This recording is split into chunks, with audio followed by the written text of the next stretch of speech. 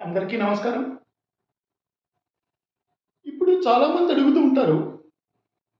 మా జనరల్‌గా నా దగ్గరికి హారోస్కోప్ గురించి వచ్చిన వాళ్ళు, వాళ్ళ గురించి అడిగిన తర్వాత జనరల్‌గా వాళ్ళ పిల్లల గురించి కూడా అడుగుతూ ఉంటారు. అంటే ఇప్పుడు మా అబ్బాయి, మా అమ్మాయి ఏమి చదివిస్తే బావుంటుందండి? లేకపోతే ఏమి చదువుతాడండి? ఇలాంటి ప్రశ్నలు అడుగుతూ ఉంటారు. ఒక అస్ట్రాలజర్‌గా ఇలాంటి ప్రశ్నకి సమాధానం సూటిగా చెప్పి పంపించవలసిన బాధ్యత అస్ట్రాలజర్‌ది. అంతేగాని అది కూడా ఉందండి, ఇది కూడా ఉందండి, ఇలా మల్టిపుల్‌గా ఉన్న ఆన్సర్‌ని ఎప్పటికీ అస్ట్రాలజర్ ఇవ్వకూడదు. అయితే ఇప్పుడు ఇలాగా అంటే మల్టిపుల్ ఆన్సర్స్ అంటే మన దగ్గరికి వచ్చిన వాళ్ళని సందిగ్ధంలో పెట్టే జవాబులు ఎప్పుడు కూడా అస్ట్రాలజర్ ఇవ్వకూడదు. వాళ్ళ ప్రశ్నకు అవునా కాదా ఏదో ఒక సమాధానం మనం చెప్పి పంపించాలి. వాళ్ళ వాళ్ళ వాళ్ళ మన దగ్గర నుంచి వెళ్ళే ముందు వాళ్ళ దగ్గర మనం అడిగిన వాళ్ళు అడిగిన ప్రశ్నల దగ్గర సమాధానం ఇవ్వాలి మనం వాళ్ళకి. ఇది అస్ట్రాలజర్ బాధ్యత. అయితే ఇప్పుడు విద్య గురించి చెప్పేటప్పుడు మనం జాతక చక్రంలో ఏ అంశాలను ఎలా పరిశీలించాలి?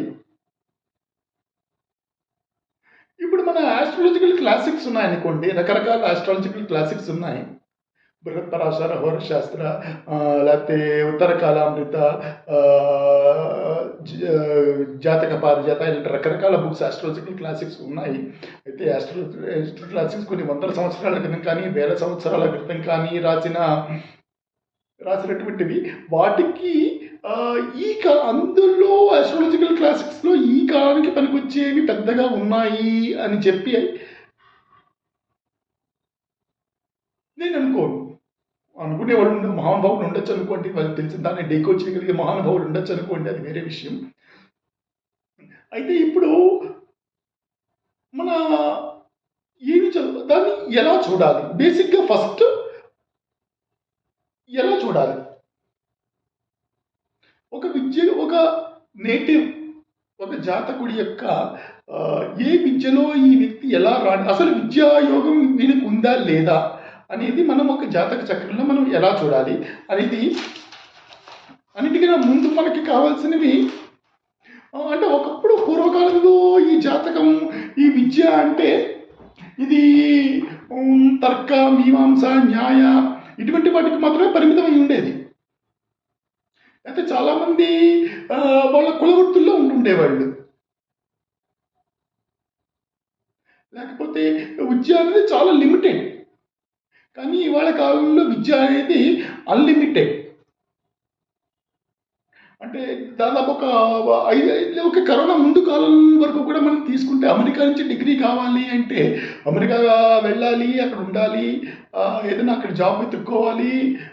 మన ఎడ్యుకేషన్ మనమే సపోర్ట్ చేసుకోవాలి ఫైనాన్షియల్ ఫండింగ్. కానీ ఇవాళ రేపు కరోనా తర్వాత పీరియడ్‌లో కనుక మనం చూస్తే ఇండియాలో కూర్చొని అమెరికాలో అమెరికన్ యూనివర్సిటీ నుంచి మనం విద్యను అభ్యసించి అక్కడి నుంచి మనం ఇక్కడ పట్టా పుచ్చుకోవచ్చు. ఆ ఫెసిలిటీస్ కూడా వచ్చాయో వస్తున్నాయో మొత్తానికి ఏదో ఒకటి అలాంటి రోజులు కూడా మనం చూడబోతున్నాం.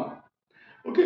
ఎందుకంటే ఈ విషయాన్ని ఎందుకు చెప్తానంటే కొంతమంది అడుగుతూ ఉంటారు. మాకు ఫారెన్ వెళ్ళి విదేశాలు వెళ్ళి విద్యను అభ్యసించచ్చా అని కొంతమంది అడుగుతూ ఉంటారు. సో విదేశీ విద్య అనే దానికి కూడా అర్థాలు మారిపోయి ఉండవచ్చు, లేకపోతే మారబోతున్నాయి. రెండిట్లో ఒకటి. అయితే మనం ఏమి బేసిక్‌గా చూడాలి? మనం ద్వితీయ భావాన్ని చూడాలి. ద్వితీయ భావం అంటే ఇది బేసిక్‌గా మన వాక్ స్థాన. మన వాక్ ఎలా ఉంటుందనేది ఈ స్థానం చెప్తుంది. తర్వాత చూడాల్సింది చతుర్థ స్థానం. చతుర్థ స్థానం అంటే మన మాతృస్థానం అన్నమాట. మాతృస్థానము అంటే మనకి బేసిక్‌గా మనకి ఫస్ట్ నేర్చుకోవడం మొదలుపెట్టినప్పుడు మనకి విద్య నేర్పించేది మన తల్లి మాత్రమే. ఫస్ట్ విద్య మొదలు పెడితేనే మనకి విద్య నేర్చుకోవడం ఆవిడ నుంచి మొదలవుతుంది. తర్వాతే ఎవరైనా సరే. తర్వాత నవమ భావం, నైన్త్ హౌస్. నైన్త్ భావం అంటే అది తండ్రికి సంబంధించిన హౌస్. ఎందుకంటే ఈ కాలంలో చెప్పాలంటే దాన్ని చతుర్థ భావాన్ని ప్రాథమిక విద్య అనవచ్చు. నవమ భావాన్ని మనం ఉన్నత విద్య అనవచ్చు. ఎందుకంటే ప్రాథమిక విద్య ఇంట్లో పూర్వకాలంలో ప్రాథమిక విద్య తల్లి దగ్గర నేర్చుకుని ప్రాథమిక విద్య పూర్తయిపోయిన తర్వాత వాళ్ళు సాధారణంగా వాళ్ళ తండ్రి దగ్గరికి వెళ్తూ ఉండేవాళ్ళు. అంటే తండ్రికి సంబంధించిన వృత్తిలోకి పౌరోహిత్యం అయితే పౌరోహిత్యం, ఆయన ఒక కార్పెంటర్ అయితే కార్పెంటర్, లేకపోతే వేరే ఏదైనా నేత పనివాడైతే ఆ నేత పనిలోకి వాళ్ళు వీళ్ళు ఆయన దగ్గర విద్య నేర్చుకుని ఆ విద్యలో వాళ్ళు రాణిస్తూ ఉండేవాళ్ళు. అదంతా ఒకప్పటి కథ. కానీ ఈరోజు పరిస్థితులు పూర్తిగా మారిపోయాయి. వాటిని బట్టి మనం వెళ్ళలేము. మన ఆస్ట్రాలజికల్ క్లాసిక్స్లో చెప్పిన ఆ కాంబినేషన్స్ని బట్టి ఈ రోజుల్లో మనం వెళ్ళలేము. కానీ మనం సాధారణంగా చూడాల్సిన గృహాలు మాత్రం ఇవే. విద్యకి కారకులు గురుడు ఇంకా బుధుడు, వీళ్ళిద్దరిని చూడాలి. ఒకవేళ ద్వితీయ భావం, చతుర్థ భావం, నవమ భావం, వీటి భావాధిపతులు వీళ్ళిద్దరు గురుడు బుధుడు వీళ్ళిద్దరు కారకులు. తర్వాత భావాధిపతులు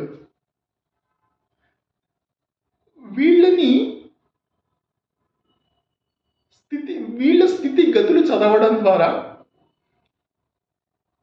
ఒక జాతకుడి యొక్క విద్య ఎలా ఉండబోతోంది అనేది మనం ఒక ప్రాథమిక అంచనాకి రావచ్చు. వీటిని చదవడం ద్వారా మనం ఈయన ఒక గణిత శాస్త్రంలో విద్యను అభ్యసిస్తాడా, వైద్య శాస్త్రంలో విద్య బాగుంటుందా, గణిత శాస్త్రంలో బాగుంటుందా, లేకపోతే ఏరోనాటిక్స్ బాగుంటుందా, లేకపోతే ఆయన మైనింగ్లో చేస్తే మైనింగ్ బాగుంటుందా, ఇలాంటివి కాంబినేషన్స్ కూడా మనం ఒక జాతకుడికి జాతకం చూసి మనం కొన్ని రకాల ప్రాథమిక అంచనాలకి వచ్చి మన దగ్గరికి వచ్చిన వాళ్ళకి మనం సమాధానం చెప్పచ్చు. అందుకు జాతక శాస్త్రంలో ఈ జ్యోతిష్ శాస్త్రంలో చాలా కాంబినేషన్స్ ఐడెంటిఫై చేసి ఈ కాలంలో ఉన్న ఎక్స్పర్ట్ ఆస్ట్రాలజర్స్ లాంటి వాళ్ళు కేఎన్ రావు గారు కానివ్వండి, బివి రామన్ గారు కానివ్వండి, విపి గోయల్ లాంటి వాళ్ళు కానివ్వండి, వాళ్ళు ఈ కాలానికి ప్రాచీన జ్యోతిష్ శాస్త్రం ఈ కాలానికి అన్వయించి వాళ్ళు కొన్ని రకాల కాంబినేషన్స్ ఇచ్చారు. సో వాటిని బట్టి మనం వెళ్ళవచ్చు. మన మ్యాథమెటిక్స్ చదువుతారా, ఫిజిక్స్ చదువుతారా, కెమిస్ట్రీ చదువుతారా, డాక్టర్ చదువుతారా, మైనింగ్ ఇంజనీరింగ్ చదువుతారా, ఏరోస్పేస్ ఇంజనీరింగ్ చదువుతారా, లేకపోతే లేటెస్ట్ టెక్నాలజీ ఆర్టిఫిషియల్ ఇంటెలిజెన్స్ ఇది చదువుతారా అనేది జాతక చక్రంలో ఉన్న కొన్ని కాంబినేషన్స్ని బట్టి మనం ఒక ప్రాథమిక అంచనాకి రావచ్చు. కానీ దీని తర్వాత మనం చదవవలసింది దశ అంతర్దశలు. సాధారణంగా మనం ఉన్నత విద్యను అభ్యసించేది 15 నుంచి 30 సంవత్సరాల మధ్యలో. ఈ 15 నుంచి 30 సంవత్సరాల మధ్యలో కనుక మనకి అనుకూలమైన దశలు ఉంటే, ఉన్నత విద్యానికి సపోర్ట్ చేయగలిగే దశలు కానీ 15 నుంచి 30 సంవత్సరాల కనుక మధ్యలో కనుక వస్తే, గురుడు బుధుడు సప్తమ చతుర్థ నవమ భావాధిపతులతోటి సమ్మేళనం చేసి వాళ్ళు ఎక్కడెక్కడ స్థితమై ఉన్నారు, వాళ్ళ మీద దుష్టగ్రహాల ప్రభావం ఎలా ఉంది, లేకపోతే వాళ్ళ దుష్టగ్రహాలు వాళ్ళు 6, 8, 12 6, 8, 12 గృహాల్లో కానీ ఉన్నారా, ఆ గ్రహాధిపతుల ప్రభావాలు ఈ హౌసెస్ మీద కానీ ఈ గురువుడు బుధుడి మీద ఎలా ఉన్నాయి, విద్యలో ఆటంకాలు వస్తాయా, ఇలాంటివన్నీ మనం చెప్పేందుకు అవకాశాలు ఉన్నాయి. ఇలా ఇన్ని మంచిగా కాంబినేషన్స్ 100% 100 మార్కులు ఎవరికీ రావు. మనం చూడవలసింది మ్యాక్సిమం ఒక 30%, 40% కాంబినేషన్స్ ప్రతి నేటివ్కి అప్లై అవుతున్నాయా లేవా. అంతకన్నా తక్కువైనా సరే దశ అంతర్దశలు వస్తే చదివేందుకు బాగుంటుంది. కానీ ఇంకొంతమంది అడుగుతూ ఉంటారు, మా అబ్బాయికి నీట్లో సీట్ వస్తుందా, మా అబ్బాయికి ఎంసెట్లో సీట్ వస్తుందా అని చెప్పి. ఇది జాతక చక్రం చూసి చెప్పడం చాలా కష్టమైన పని. ఎందుకంటే ఇందుకోసం మనం హౌస్ ఆఫ్ కాంపిటీషన్ 6th హౌస్ని చూడాలి. ఈ 6th హౌస్ని చూడటం మాత్రాన సరిపోదు, చూసినంత మాత్రాన సరిపోదు. ఎందుకంటే ఇది ఒక ఓపెన్ కాంపిటీషన్లో కాకుండా దానికి రిజర్వేషన్స్ చాలా ఉన్నాయి. ఈ జాతకుడు అద్భుతమైన జాతకుడు అవ్వచ్చు, చదవచ్చు, 100కి 90 మార్కులు కూడా రావచ్చు. కానీ ఆ రిజర్వేషన్స్ అనే ఒకే ఒక అబ్జెక్షన్ వల్ల, పాయింట్ వల్ల వీడికి సీట్ రాకపోవచ్చు, నీటిలో రాకపోవచ్చు. మనం ఈ పాయింట్ని హరోస్కోప్ చూసి మనం చెప్పలేం.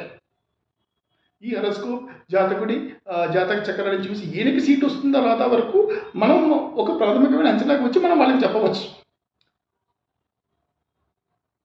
ఫైనల్ సీట్ అనేది గవర్నమెంట్ చేతుల్లో ఉంటుంది, దానికి మనం ఏం చేయలేం. సో రాబోయే వీడియోస్లో ఏ ఏ కాంబినేషన్స్ ఉంటే ఏ ఏ విద్యను నేర్చుకునేందుకు అవకాశం ఉంటుంది అనే విషయాన్ని మనం కొంతవరకు తెలుసుకునేందుకు ప్రయత్నం చేద్దాం. సరేనా?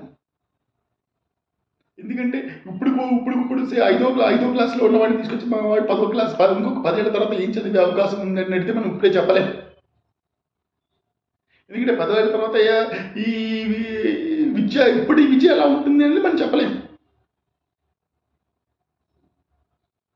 ఎందుకంటే 10 సంవత్సరాల క్రితం ఉన్నట్టుగా ఇప్పుడు లేదు, ఇప్పుడు ఉన్నట్టుగా 10 సంవత్సరాల తర్వాత ఉండవు. లేకపోతే ఇంకా తొందరగా మారిపోవచ్చు, 5 సంవత్సరాలు మారిపోవచ్చు. సో మనం కొన్ని ప్రాథమిక సూత్రాలని రాబోయే వీడియోస్లో మనం తెలుసుకుందాం.